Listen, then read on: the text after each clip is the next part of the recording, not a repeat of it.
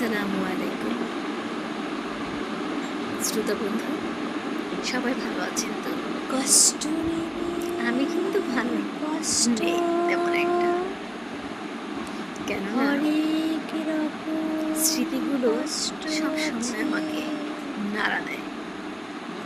এই ধরুন, আজ আমার স্মৃতিতে যে কথাটি ভেসে উঠছে সেটা হচ্ছে বন্ধুদের পিঁপড়ে। আচ্ছা, বন্ধুরা তো কাছের মানুষ, তাই না? বন্ধুরা হচ্ছে মনের কথা বলবার মতন, শোনাবার মতন, শুনবার মতন এমন কিছু। সেই বন্ধুরা যদি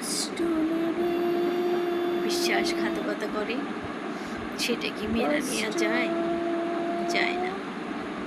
আচ্ছা, বন্ধুরা কি কখনো মানুষ হবে না?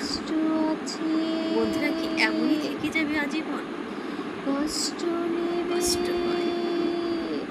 বন্ধুদের জন্য ভীষণভাবে কষ্ট হয়। সবাই ভালো থাকবেন।